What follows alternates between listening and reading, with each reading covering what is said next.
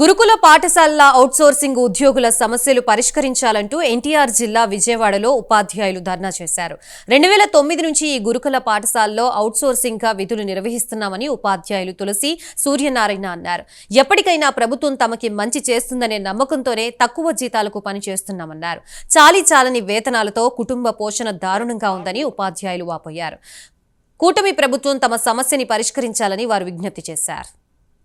స్కూల్లో మ్యాథమెటిక్స్ ఫ్యాకల్టీగా పనిచేస్తున్నాను. నేను సుమారుగా 2009 నుంచి కూడా ఈ సొసైటీలో పనిచేస్తూ ఉన్నాను.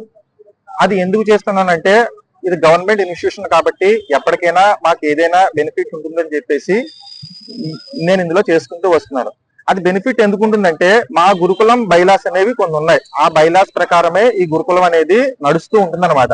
ఆ బైలాస్ లో ఏంటంటే ఏవైనా నోటిఫికేషన్ ఇచ్చి పోస్ట్ తీసుకుంటున్నారంటే కొన్ని రూల్స్ అనేవి పాటిస్తారు.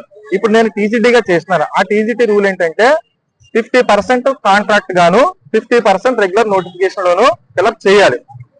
అదే విధంగా ఇది వరకు గెస్ట్ ఫ్యాకల్టీ కూడా ఉండేది. గెస్ట్ టీచర్ కింద 5 సంవత్సరాల ఎక్స్పీరియన్స్ ఉన్నట్లయితే వాళ్ళని సిఆర్టీగా మార్చాలని చెప్పేసి రూల్స్ కూడా ఉన్నాయి.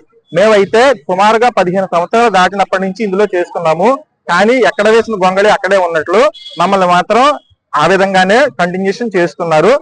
Private agency man power in time private agency ద్వారా మాకు 6,500 రూపాయలు ఇవ్వడం జరిగింది. తర్వాత 2017 లో చంద్రబాబు నాయుడు సారు మా కోసం ఒక అంటే మా అమౌంట్ ని ఒక డబుల్ చేసి 14,800 రూపాయలు శాలరీ చేయడం జరిగింది సార్. మా శాలరీ అప్పటి నుంచి ఇప్పటికి ఈ రోజుకి కూడా మాకు ₹1 పెరిగింది లేదు. ప్రతి డిపార్ట్మెంట్ లోనూ శాలరీ ఎన్హాన్స్ జరిగింది. ఒక ట్రైబల్ వెల్ఫేర్ డిపార్ట్మెంట్ లో మాకు మాత్రమే ₹1